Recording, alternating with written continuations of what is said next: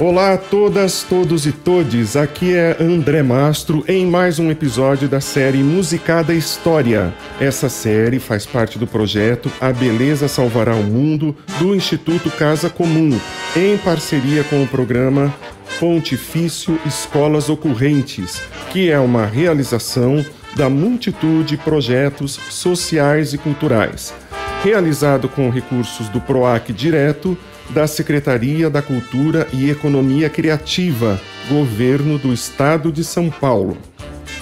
Hoje teremos nosso 13º episódio, São Paulo vai à guerra. Entre informações, músicas, teremos poemas. Vamos colocar também alguns trechos de locução de César Ladeira, então radialista da TV Record, que ficou conhecido como a Voz da Revolução, com a leitura de textos e poemas ufanistas em estímulo aos revoltosos nas trincheiras. Foi a primeira vez que se utilizou o rádio para mobilização cívico-militar no Brasil. Era uma cidade com nome de santo que atraía todos pra nela morar. E nessa cidade com nome de santo foi onde eu nasci, aprendi a sambar. Eu já conheço bem, seu jeito eu conheço como a palma da mão. Eu sei bem que ela tem defeitos, mas trago ela no meu coração. Essa tal cidade é muito gigante, tem arranha-céus e fumaça no ar.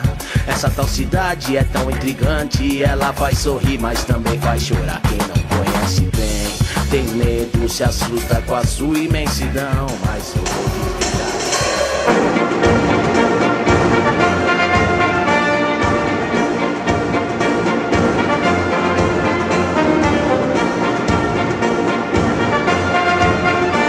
Em 1932, houve uma guerra civil no Brasil. Foi quando a sociedade paulista se insurgiu contra o primeiro governo de Getúlio Vargas, com a chamada Revolução de 30. A partir da proclamação da República, em 1889, foi consolidado um condomínio de poder entre as classes dominantes de Minas e São Paulo. Esse acerto ficou conhecido como República do Café com Leite, em alusão à produção cafeeira em São Paulo e a leiteira em Minas Gerais. A cada eleição, alternavam-se presidentes com origem nesses dois estados hegemônicos. Nos demais estados, oligarquias locais, aliadas desses, se mantinham no poder. Era um acordo oligárquico, feito por cima entre as classes dominantes. O povo, como sempre foi na história do Brasil, era mantido afastado e desassistido pelo poder público. Esse período que estamos estudando produziu, inclusive ao longo das décadas seguintes à de 1930, uma série de músicas que tratavam desse assunto, a Revolução de 1932. Durante esse episódio, vamos apresentar algumas delas. A primeira é esta, Paris Belfort, cujo estilo, em sua época, foi chamado de Marcha de Desfile. Aqui nós a estamos ouvindo com os músicos cearenses da Banda de Música de Quixadá. Antes dela, ouvimos o rapper paulistano Rodrigo Oji, com sua Cidade com Nome de Santo, sempre lembrando que a capital de São Paulo é talvez o maior centro produtor de rap do país.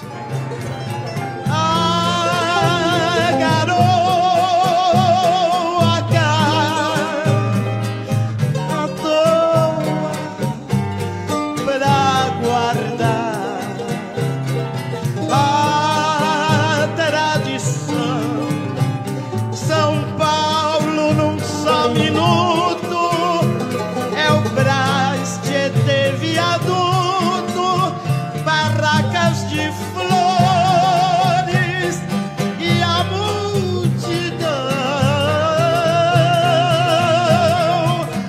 chamada Revolução de 32, essa ordem é quebrada.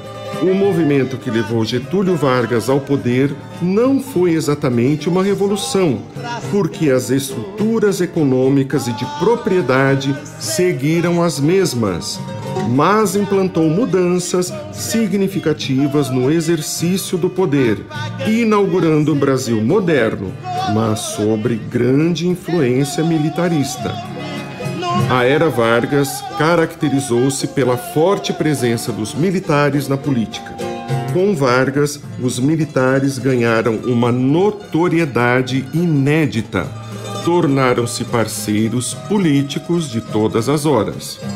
O exército, que apoiou Vargas em 1930, acabou ganhando espaços cada vez maiores na administração das coisas públicas, e seu poder intervencionista transformou-se em ameaça constante à democracia brasileira. Nessa escalada, nem Vargas foi poupado.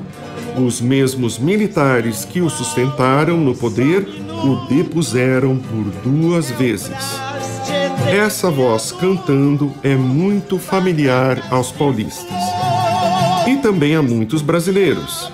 Inezita Barroso é considerada uma das maiores lutadoras pela manutenção e memória da música paulista. Dona de poderosa e personalíssima voz, Inezita cresceu na São Paulo dos arredores da casa de Mário de Andrade, na Rua Lopes Chaves. Ela nasceu em 1925, faleceu em 2015 e deixou um legado de mais de 70 discos gravados. Essa música chama-se Perfil de São Paulo, é de autoria de Francisco Bezerra de Menezes e o acompanhamento é do também lendário grupo Isaías e seus Chorões. Vamos continuar nossa história.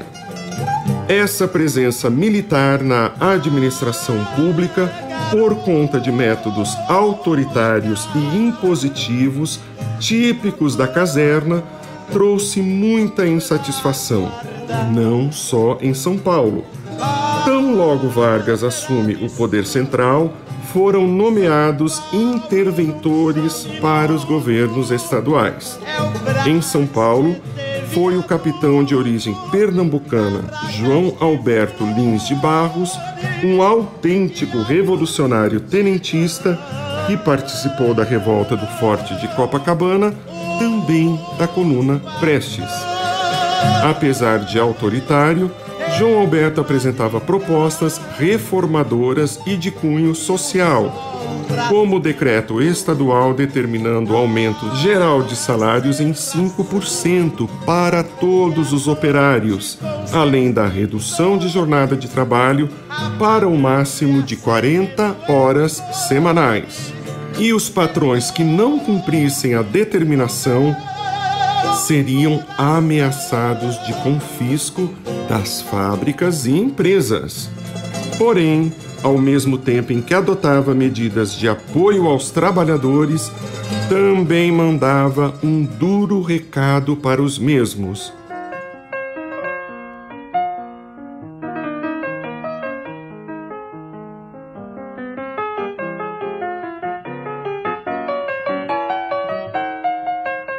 O governo paulista não atenderá de forma alguma às reclamações de operários que se acharem em greve.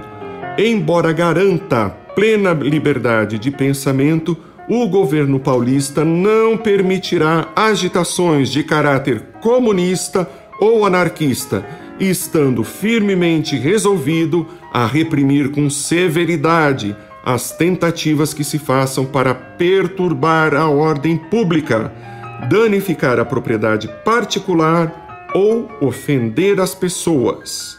Ao fundo, nós estamos apreciando a obra de uma dupla paulistaníssima, formada por Hamilton Godoy ao piano e o compositor Vadico.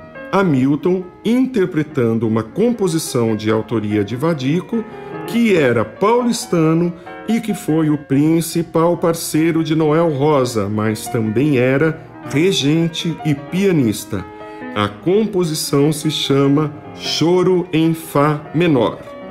Voltando ao que estávamos falando, ao final, o interventor desagradava tanto a classe dominante paulista como os trabalhadores e sindicalistas. A situação foi ficando insustentável até que Getúlio Vargas precisa substituí-lo. Em tentativa de acalmar os ânimos de São Paulo, promovendo uma acomodação com as classes dominantes locais, nomeia o advogado e diplomata Pedro de Toledo, de tradicional família paulista, em 7 de março de 1932. Mas a medida não foi suficiente. Assim que Getúlio Vargas assume o governo da República, a Constituição Republicana de 1891 é suspensa e ele passa a governar por decretos, como um ditador. As reformas sociais prometidas são constantemente adiadas e a expectativa pela convocação de uma Assembleia Constituinte é cada vez mais frustrada por conta das manobras de Vargas. Com isso, vai se formando uma percepção, não apenas em São Paulo, de que a ampliação democrática não aconteceria. A presença de interventores nos estados reforçava esse ambiente de insatisfação. Em São Paulo, o Partido Democrático, mais vinculado às classes médias urbanas, de oposição ao partido dominante da Velha República, o Partido Republicano Paulista, havia apoiado a chegada de Vargas ao poder. Mas, com o passar dos anos, ele foi se distanciando do governo central até o pleno rompimento, em janeiro de 1932. Em outros estados, incluindo o Rio Grande do Sul, estado natal de Getúlio Vargas, e Minas Gerais, a insatisfação com o novo governo também ganhava força e começou a ser formada uma aliança pela deposição de Vargas, liderada por paulistas e gaúchos, sendo que Minas Gerais se comprometia a permanecer, ao menos, neutra na disputa. Em meio a toda essa tensão social e política, vamos apresentar um trecho de um poema de Guilherme de Almeida, declamado por César Ladeira, mostrando o engajamento de parte dos modernistas da semana de 22 na Revolta Paulista. Lembrando que no Musicada História vocês poderão encontrar 3 episódios sobre a Semana de Arte Moderna. Vamos ao poema. O paulista não mudou. A campanha do ouro para a vitória reedita a proeza luxuosa dos Nemrodes da mineração.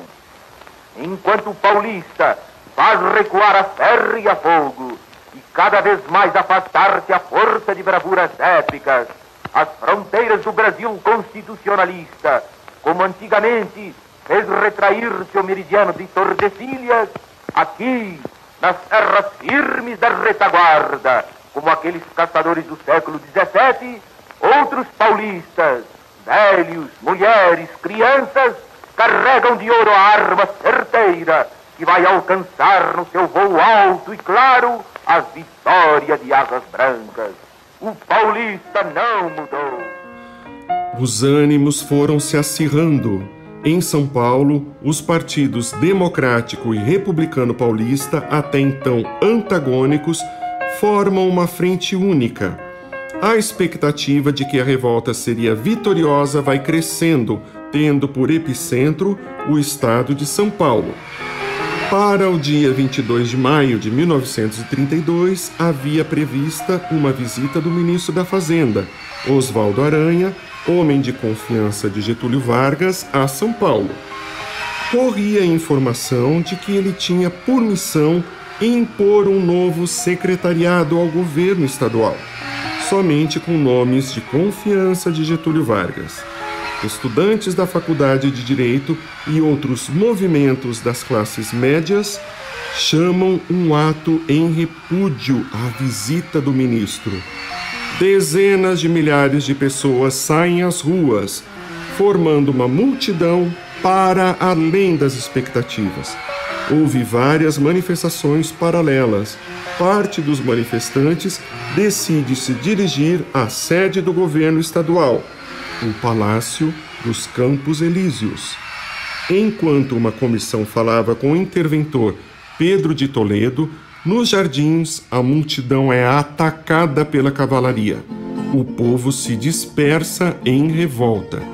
A revolta aqui em São Paulo para mim já não foi bom. Pela notícia que corre, o revoltoso tem razão.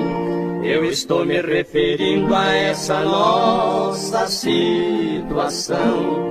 Se o revoltoso ganhar, aí eu pulo e rolo no chão.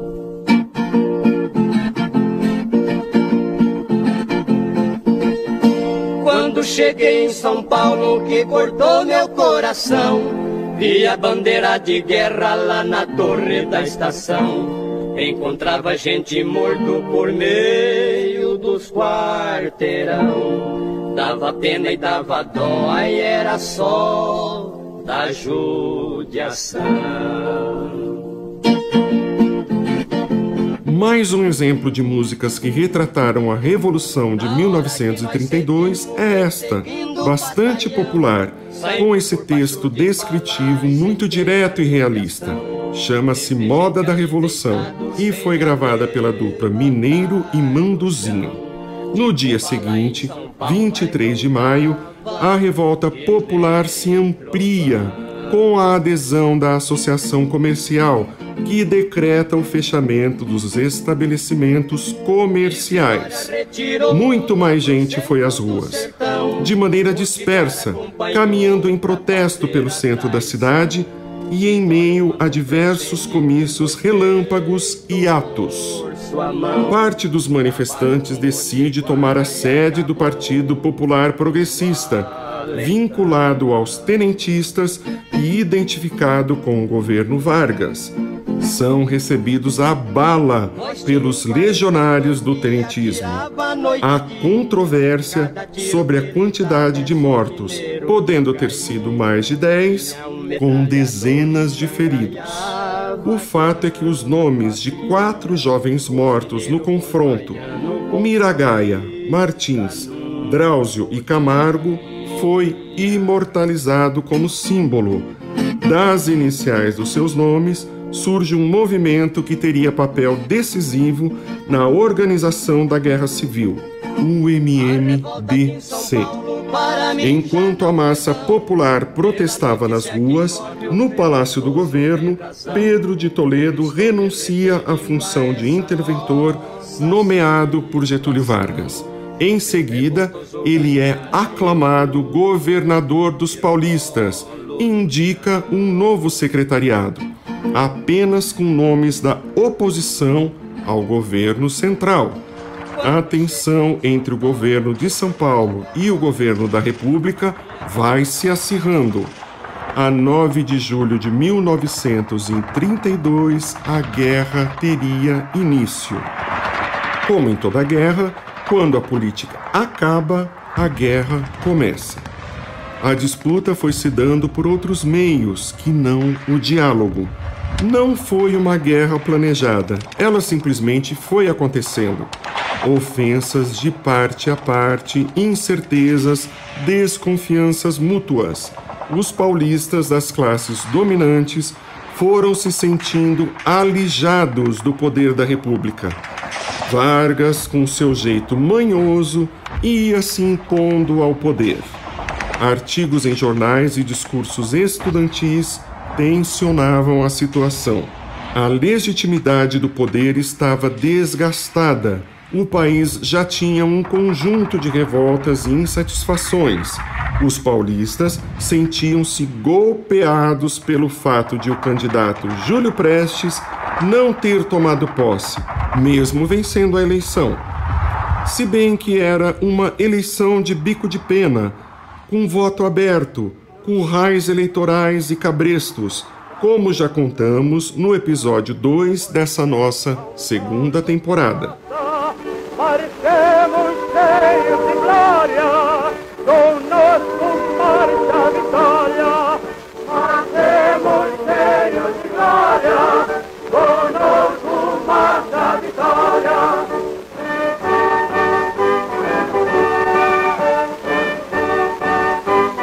Esta composição, Hino Paulista MMDC, é de autoria do maestro Marcelo Tupinambá.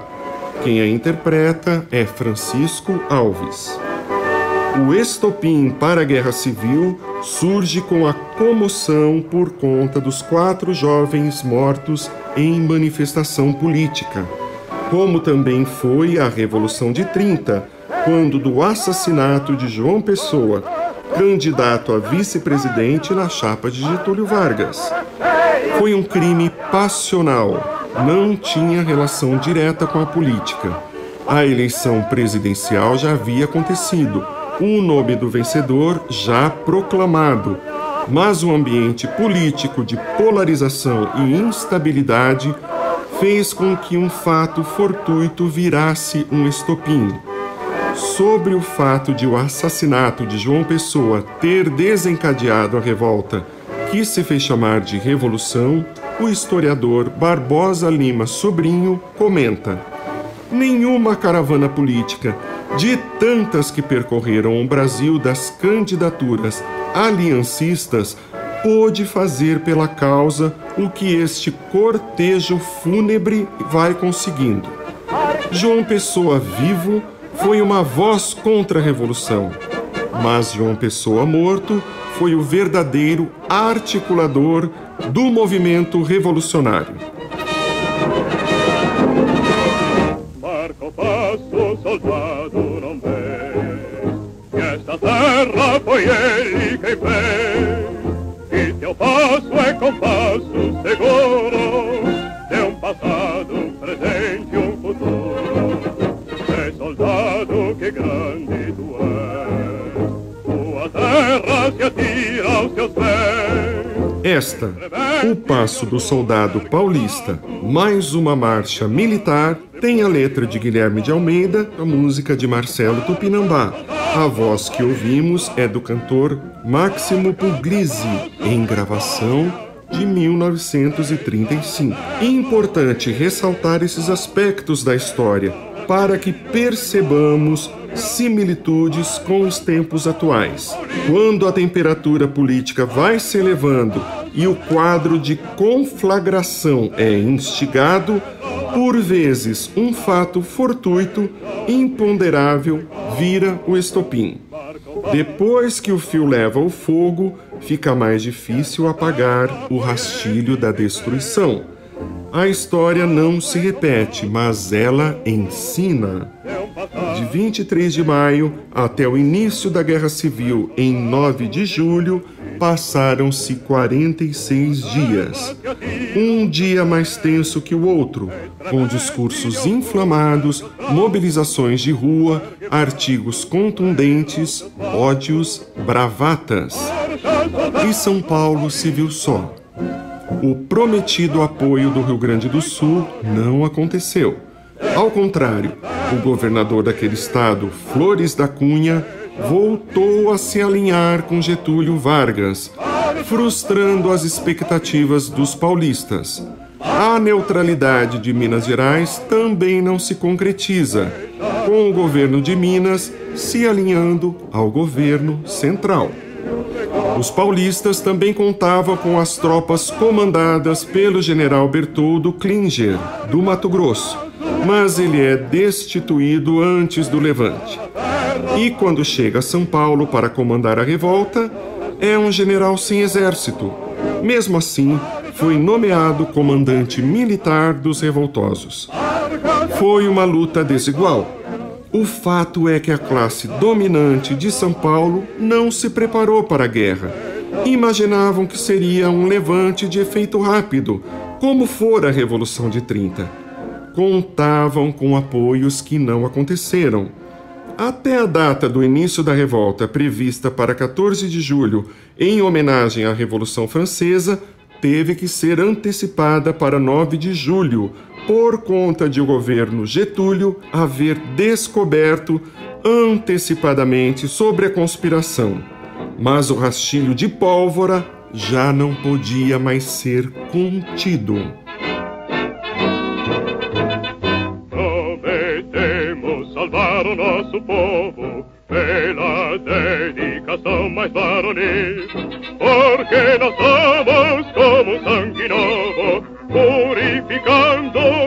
campo do Brasil. Seu domínio funesto nos infama, comprometendo até nosso porvir. Empunhe cada qual a sua flama, que é dever de nós todos reagir. Novamente, a composição de Marcelo Tupinambá, na voz de Máximo Puglisi, gravação também de 1935, Redenção, o hino das forças constitucionalistas. Com a força militar, os paulistas contavam com os efetivos da força pública, equivalente à polícia militar, com 13 mil soldados, mais os voluntários. No rompante, 200 mil se alistaram, mas, efetivamente, apenas 60 mil entraram em confronto, e mesmo assim em rodízio, pois o arsenal dos revoltosos era de apenas 30 mil armas e 6 milhões de cartuchos, o que não permitiria tão somente 200 tiros por fuzil. Fuzis com 30 anos de uso ou mais. Durante toda a guerra, os soldados voluntários tiveram que se revezar no manejo das armas. Para dar a impressão de que eram muitos e bem armados, acionavam o som da matraca, um mecanismo de madeira que imitava o som de metralhadora, além de utilizarem motocicletas para ampliar o som de artilharia no fronte de batalha. Do lado das tropas federais, 180 mil armas, 50 mil soldados bem treinados, metralhadoras, canhões e aviões. A despeito da inferioridade bélica, houve uma grande mobilização industrial para a fabricação de cartuchos de fuzil e granadas.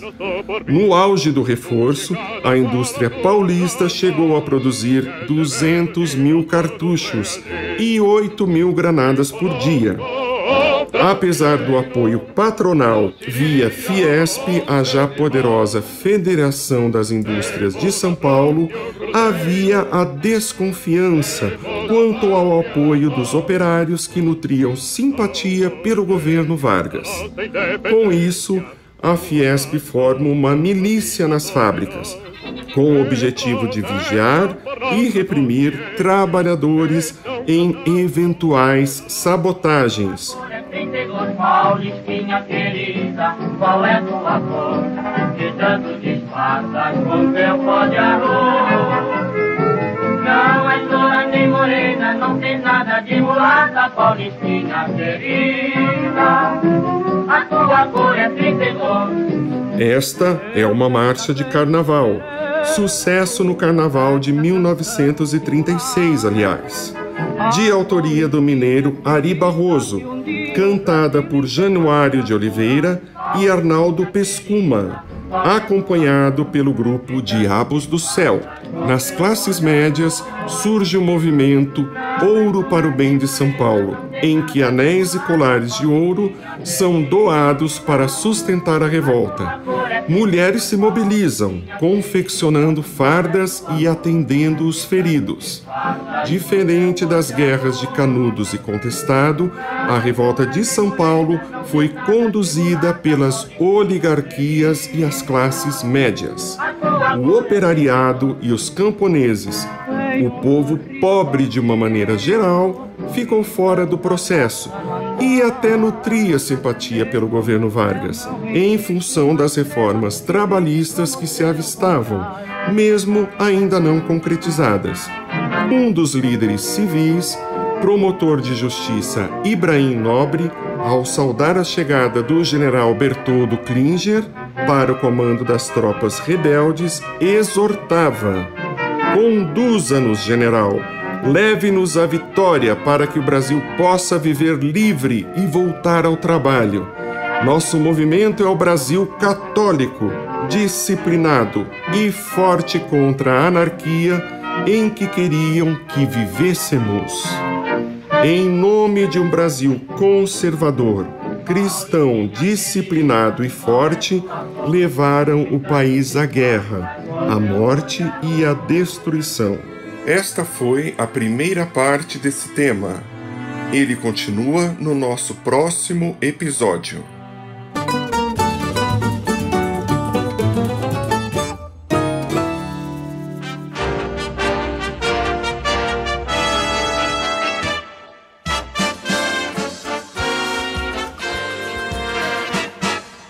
Este programa faz parte do projeto A Beleza Salvará o Mundo, do Instituto Casa Comum, em parceria com o programa Pontifício Escolas Ocorrentes. Esta é a série de podcast Musicada História, a história do Brasil na cadência da música. As músicas de cada episódio estão disponibilizadas integralmente no Spotify e no site do Instituto Casa Comum, www.institutocasacomum.org. Os textos e a pesquisa histórica são de Célio Turino, a sonoplastia é de Deni Domênico e Lucas Brogiolo, que também são os músicos que atuam neste episódio. Filmagem e captação de áudio, Alexandre Ockidi. Essa é uma realização da multitude de projetos sociais e culturais. Agradecemos a Neca Setúbal, ao Célio Turino, Silvana Bragato e a companhia Minas. Até nosso próximo episódio.